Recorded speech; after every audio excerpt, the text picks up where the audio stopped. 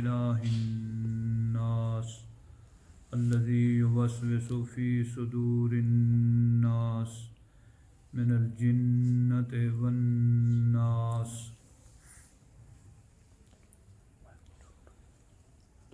آپ فرما دیجئے میں پناہ چاہتا ہوں رب الناس، جو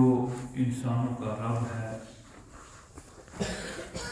مالک الناس، جو تمام انسانوں کا بلکہ ساری کائنات کا بادشاہ ہے، الہ الناس، جو سارے انسانوں کا معبود ہے، ساری کائنات کا معبود ہے۔ من شر الوسواس الخناس، وسوسہ ڈالنے والے، پیچھے ہٹ جانے والے کے شر سے۔ الذی یوسوس فی صدور الناس، جو لوگوں کے سینوں میں وسوسہ ڈالتا ہے، من الجنۃ والناس، چاہے وہ جنوں میں سے ہو یا انسانوں میں سے۔ یہ سورہ الناس ہے، مکی صورتوں میں سے ہے، مدنی صورتوں میں سے ہے، اور اس میں 6 آیات اور 1 رکوع ہے۔ جس طرح کل بھی تذکرہ ہوا معوذتین کے تعلق سے، رسول اللہ صلی اللہ علیہ وسلم پر جادو کیا گیا اور آپ اس کی تکلیف محسوس فرما رہے تھے۔ رب العالمین احکم الحاکمین کے حکم سے جبریل امین تشریف لائے اور یہ معوذتین 2 صورتیں لے کر آئے، اور پھر جبریل امین کے بتانے پر وہ جگہ، جس جگہ وہ جادو کیا گیا تھا، جن اشیاء پر کیا گیا تھا، وہ کنگھی کے دندانے تھے، کچھ بال تھے، اور موم کی ایک وہ بنائی گئی تھی پتلا، اور اس میں سوئیاں چبھائی گئی تھی۔ یہ جادوگر اس قسم کے کام انجام دیتے ہیں جس سے انسان کو تکلیف پہنچے، تو حضرت علی المرتضیٰ رضی اللہ تعالیٰ عنہ کو بھیج کر وہ چیزیں نکلوائی گئیں، اور آپ صلی اللہ علیہ وسلم ایک آیت تلاوت فرما رہے تھے، قل اعوذ برب الفلق سے والناس تک، یہ 11 آیتیں آپ نے تلاوت فرمائیں، تو وہ 11 گرہ جو گانٹھیں ماری گئی تھی وہ کھل گئیں، وہ سوئیاں بھی گرتی رہی، اور آپ بالکل شفا یاب ہو گئے، اس انداز سے گویا کوئی تکلیف تھی ہی نہیں۔ تو یہ معوذتین ہیں۔ آپ صلی اللہ علیہ وسلم رات کو سوتے ٹائم ان کی تلاوت کی ترغیب فرماتے ہیں کہ آپ سوتے ٹائم ان کو پڑھیں اور ہاتھوں پر دم کریں۔ آپ کا معمول مبارک تھا، آپ اپنے ہاتھوں پر دم فرماتے اور پورے جسم پر پھیرتے۔ ماں عائشہ صدیقہ رضی اللہ تعالیٰ عنہ بیان فرماتی ہیں کہ آپ کی آخری بیماری میں جب آپ زیادہ کمزور ہو گئے تو میں یہ تلاوت کر کے پھونک کے آپ کے جسم پر ہاتھ پھیرنے کی کوشش کرتے۔ انسان کے دشمنوں میں سب سے بڑا دشمن شیطان ہے، اور وہ انسان کو بھٹکانے اور گمراہ کرنے کی بے انتہا کوشش کرتا ہے، اور اس کے تمام تر شرور سے بچنے کے لیے، فتنوں سے بچنے کے لیے یہ بہترین تعویذ ہیں، یعنی اللہ کی پناہ مانگنے کے بہترین اذکار ہیں۔ صبح و شام ان کا ورد ہونا چاہیے، اور ہر نماز کے بعد کم از کم 1 مرتبہ، اور صبح و شام کی نماز فجر اور مغرب کے بعد 3 مرتبہ ان کا پڑھنا سنت سے ثابت ہے۔ مختصر قل آپ فرما دیجئے اعوذ برب الناس، میں پناہ چاہتا ہوں جو رب ہے سارے انسانوں کا۔ اللہ رب العالمین ہے، انسانوں کا تذکرہ اس لیے کہ اللہ کے ہاں سب سے اشرف مخلوق انسان ہے۔ وَلَقَدْ كَرَّمْنَا بَنِي آدم، اللہ تعالیٰ فرماتا ہے ہم نے بنی آدم کو مکرم بنایا، افضل بنایا، سب سے بہتر بنایا، سب سے زیادہ ذمہ دار بنایا۔ جنت و جہنم کے سارے تذکرے انسانوں کے لیے ہیں، اور پھر انسانوں کے لیے سب کچھ بنایا۔ وَالَّذِي خَلَقَ لَكُم مَّا فِي الْأَرْضِ جَمِيعًا، فرمایا وہ ذات پاک جس نے تمہارے لیے زمین کی تمام اشیاء پیدا فرمائی، اور انسانی ضروریات کے لیے سب کچھ اللہ رب الجلال نے بنایا،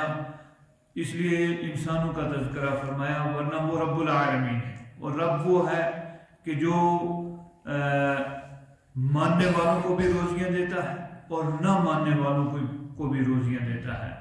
ہر وہ مخلوق جسے غذا کی ضرورت ہے، خوراک کی ضرورت ہے، جس کی جو غذا ہے، جس کی جو خوراک ہے، وہ اسی نے بنائی ہے۔ انسانوں کی خوراکیں غذائیں جدا ہیں، حیوانوں کی جدا ہیں، کیڑے مکوڑے ہیں، سمندر کی مچھلیاں ہیں، حشرات الارض ہیں، ہر ایک مخلوق کی جدا جدا روزیاں ہیں، جدا جدا غذائیں ہیں، اور سب کی غذا، سب کی روزی، سب کی ضروریات وہی پورا کرنے والا ہے۔ پھر اس پر بھی غور کرنا چاہیے کہ جب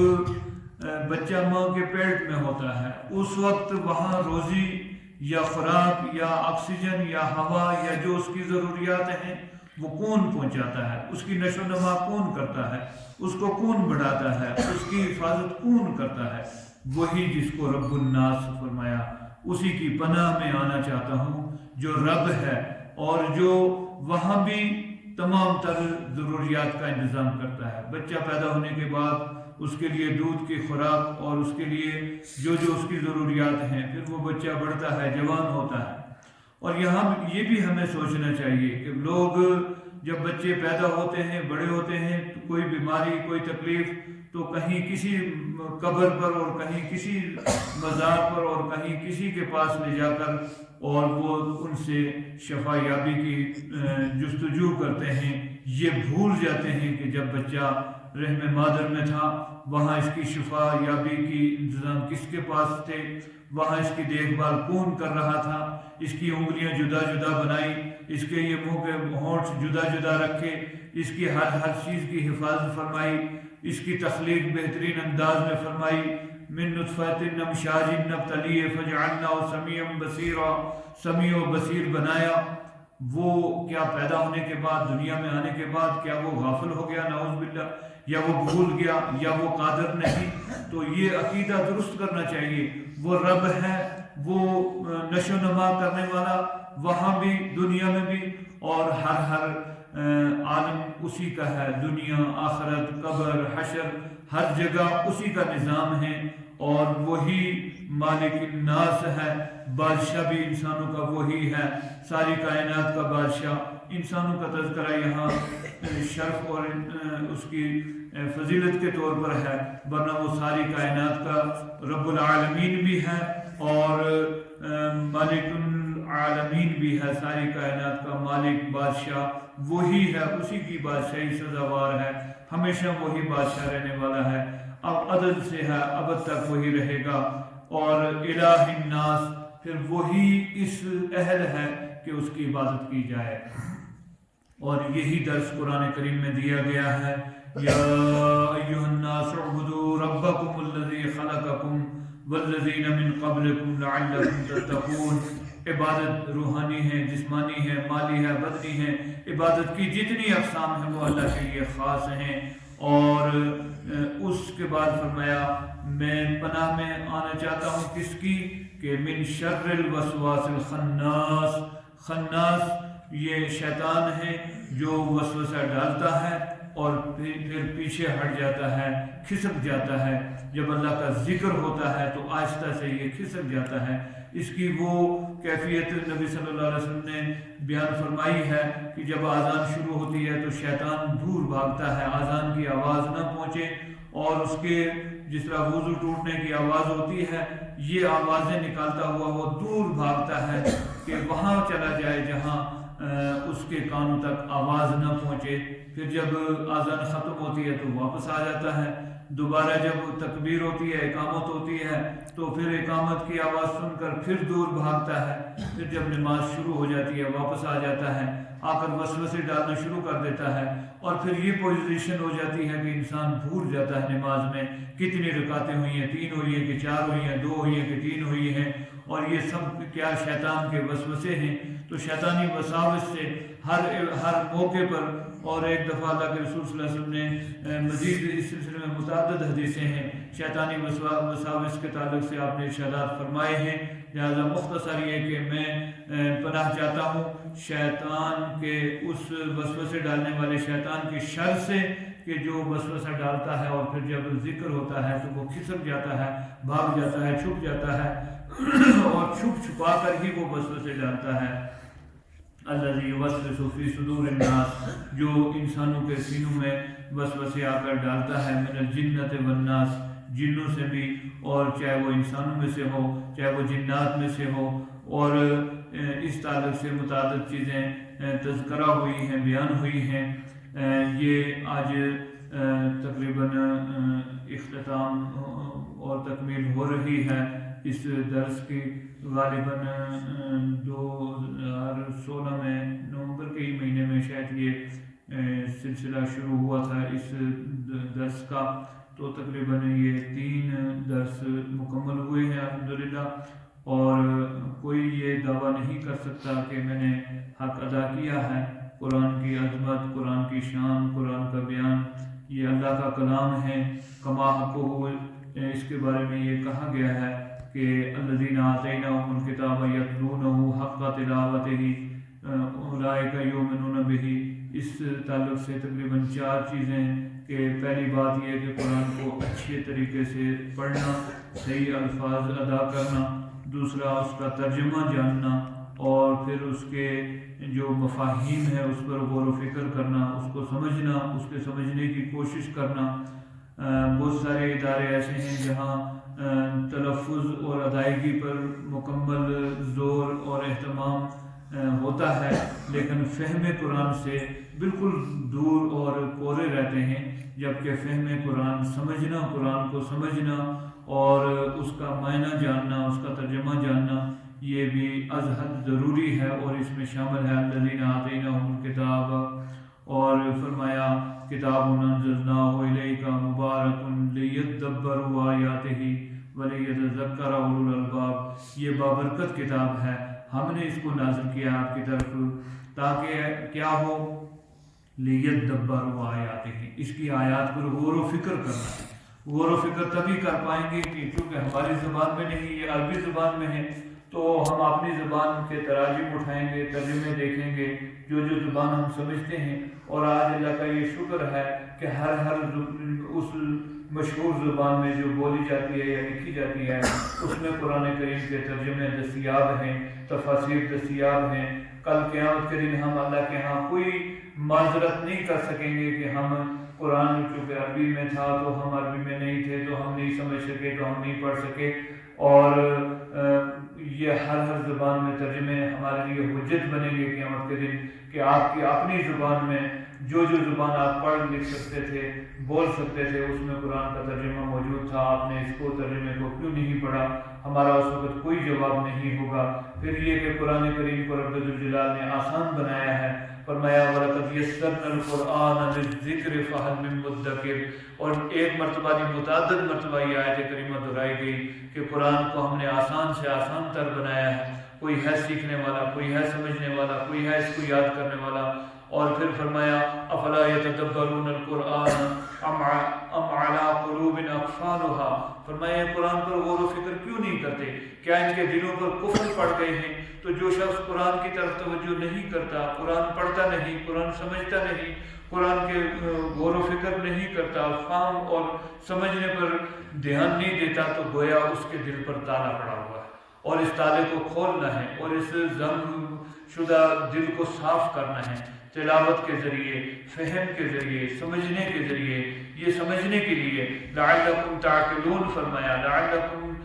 تشعرون فرمایا، تم اس کو سمجھو، اس کے اوپر غور و فکر کرو، اور فرمایا فلا یتدبرون القرآن ولو کان من عند غیر اللہ لوجدوا فیہ اختلافا کثیرا، اس قرآن پر غور و فکر کیوں نہیں کرتے؟ اگر یہ اللہ کے کلام کے علاوہ کسی اور کا کلام ہوتا تو اس میں بے شمار اختلاف ہوتا، قرآن میں کوئی اختلاف نہیں ہے۔ اور یہ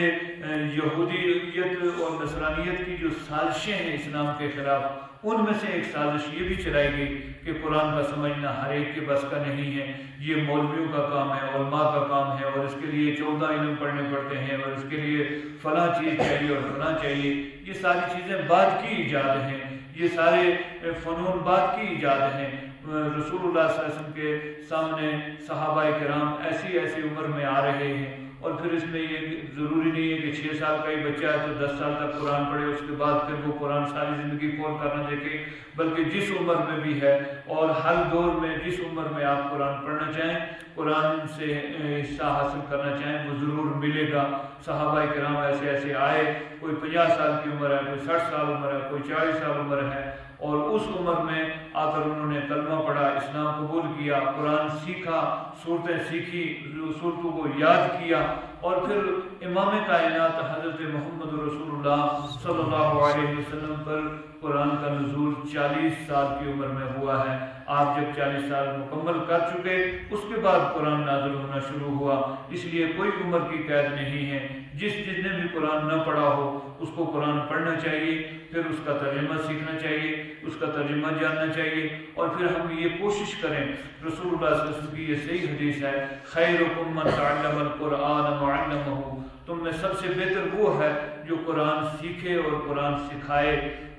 تو اگر ہم زیادہ نہ ہو سکے تو سال بھر میں اگر ہم 10 ہی آدمیوں کو قرآن سکھا دیں، ایک ہی آدمی کو اگر ہم سال میں قرآن پڑھا دیں، قرآن سکھا دیں، قرآن سکھانے اور سیکھنے اور سکھانے تعلم کے ذریعہ بن جائیں، تو یہ بھی ہماری نجات کے لیے، اور ہم اس شرف اور اس فضیلت میں شامل ہو سکتے ہیں جو رسول اللہ نے فرمائی ہے، خیرکم من تعلم القرآن وعلمہ، تم میں سب سے بہتر وہ ہے جو قرآن سیکھے اور سکھائے۔ یہ قرآن وہ کتاب ہے، ساری آسمانی کتابیں منسوخ کر کے اللہ رب الجلال نے اس کو نازل فرمایا، اور ان کتابوں میں جو بھی اچھائیاں، خوبیاں، بھلائیاں تھیں وہ ساری اس میں جمع فرمائی، اور جو ان میں کمیاں تھیں وہ ساری اس میں تکمیل فرمائی، اور پھر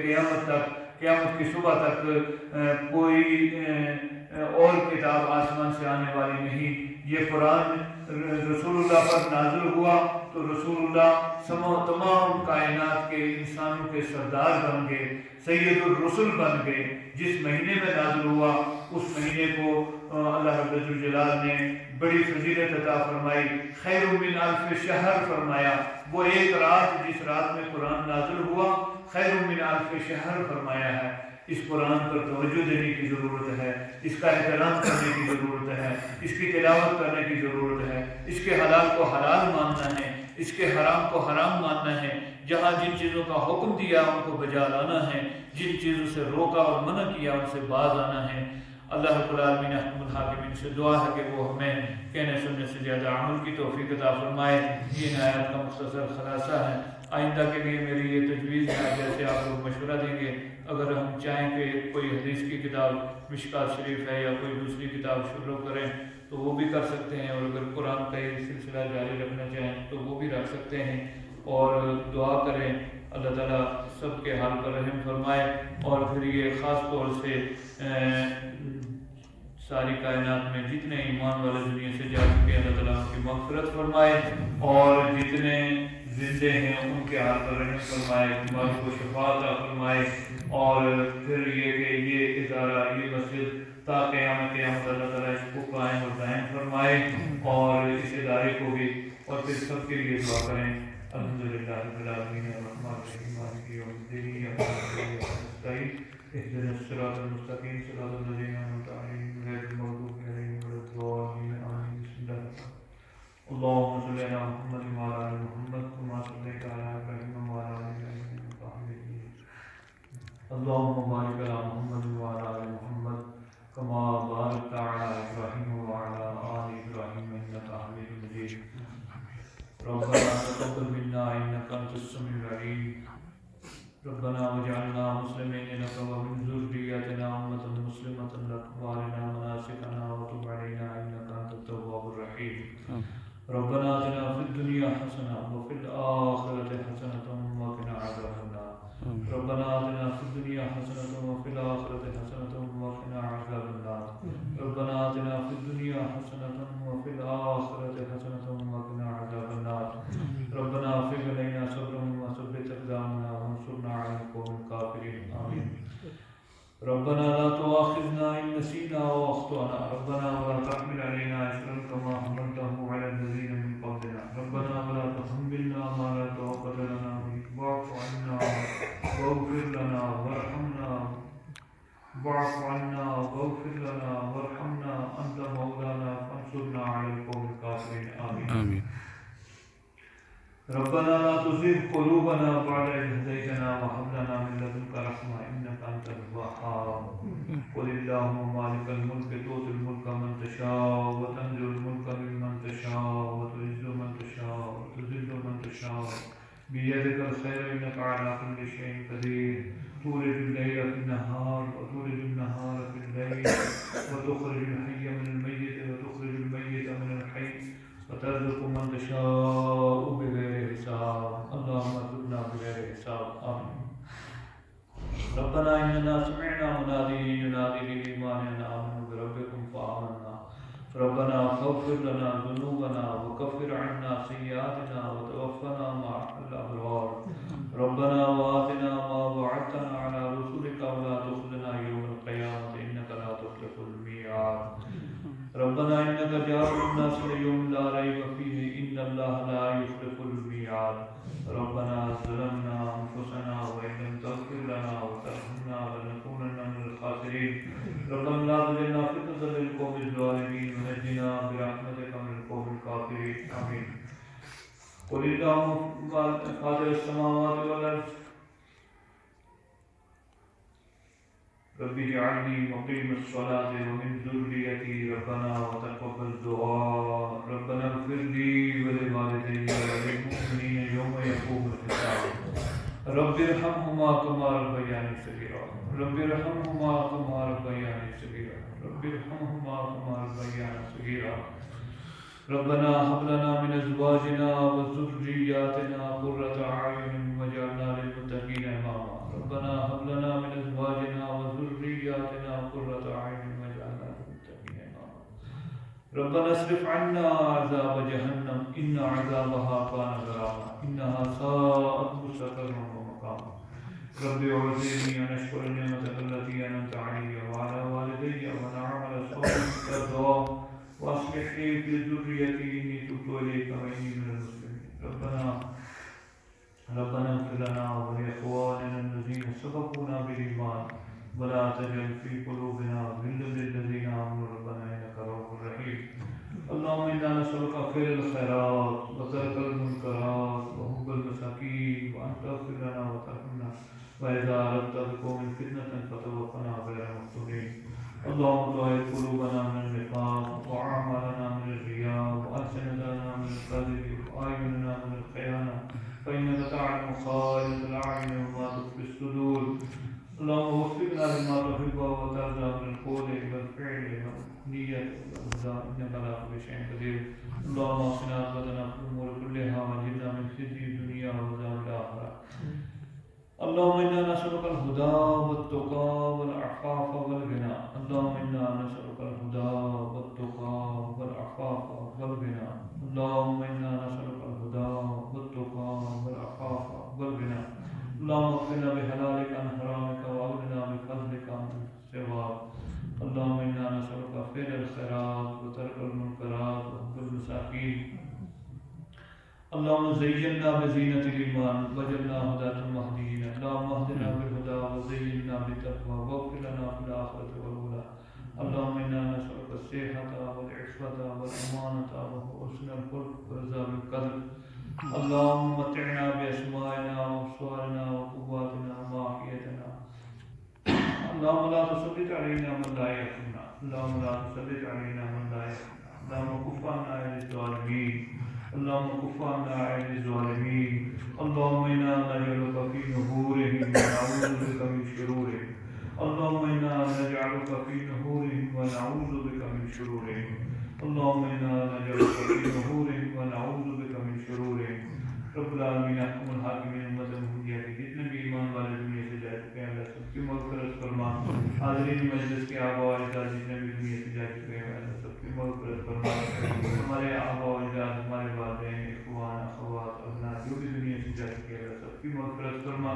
سب کی قبروں کو نور سے منور فرما، رب العالمین آخرت کی ساری منزلیں آسان فرما، اے اللہ جتنے بیمار ہیں اللہ سب کی بیماریوں کو شفا کاملہ دائمہ نافع عاجلہ مستمرہ عطا فرما، اے اللہ روحانی جسمانی بیماری سے شفا کاملہ عاجلہ نصیب فرما،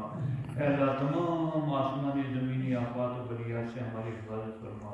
اے اللہ موسموں کو درست فرما، اے اللہ موسموں کو درست فرما، اے اللہ تمام کائنات کے شرور اور فتنوں سے ہماری حفاظت فرما، اے اللہ شیطان کے شر سے، اپنے نفس کے شر سے، دشمن کے شر سے اللہ ہماری حفاظت فرما، رب العالمین احکم الحاکمین جہاں جہاں تیرے دین کی نسبت سے کوئی خدمت ہو رہی ہے اللہ اس کو قبول اور منظور فرما، ان دین کی نشر و اشاعت، دین کی بقا، دین کی سربلندی کے لیے دنیا میں جہاں جو محنت ہے اللہ سب کو قبول اور منظور فرما، اے اللہ محنت کرنے والوں کو استقامت نصیب فرما، اے اللہ ان کو استقامت نصیب فرما، اے اللہ ہمیں ہر قسم کے فتنوں سے، جھگڑوں سے، لڑائیوں سے، حسد سے، کینے سے، بغض سے اللہ ہماری حفاظت فرما، اللهم انصر الاسلام والمسلمين، اللهم انصر الاسلام والمسلمين، اللهم اذل الشرك والمشركين، اللهم اجعلنا من المسلمين واجعلنا من عبادك الصالحين الذين لا خوف عليهم ولا هم يحزنون، اللهم الف بين قلوب المؤمنين واصلح ذات بينهم وانصرهم على عدوك وعدوهم، اللهم انصرهم على عدوك وعدوهم، اللهم انصرهم على عدوك وعدوهم، رب العالمین ہمیں صحیح معنوں میں قرآن پڑھنے سمجھنے اور اس پر عمل کرنے کی توفیق عطا فرما، اے اللہ اس مسجد کو تا قیامت آباد فرما، آباد کرنے والوں کو آباد فرما، رب العالمین احکم الحاکمین ان اداروں کی حفاظت فرما، رب الجلال بڑی بڑی پلاننگیں چل رہی ہیں، بڑی بڑی سازشیں چل رہی ہیں، اللہ سب کے مکر کو، سب کی تدبیروں کو اے اللہ نیست و نابود فرما، اے اللہ اپنے دین کی حفاظت فرما، دین کی حفاظت کرنے والوں کی حفاظت فرما، ان کے حوصلے بلند فرما، ان کی ہر کاوش کوشش قبول اور منظور فرما، ہمارے اداروں کو، لڑکیوں کا ادارہ ہے، بچوں کا ادارہ ہے، چھوٹے بڑے جو بھی ہے اللہ اس کو اپنی رضا کے لیے قبول اور منظور فرما، اس میں ترقی عطا فرما، ان کی حفاظت فرما، رب العالمین احکم الحاکمین جب تک ہم زندہ رہیں اسلام پر قائم و قائم فرما، جب دنیا سے جان کر لا الہ الا اللہ محمد رسول اللہ نصیب فرما، اقول قولی ھذا استغفر اللہ لی ولکم ولسائر المسلمین واستغفروہ انہ هو البر الرحیم برحمتک یا ارحم الراحمین یا ارحم الراحمین۔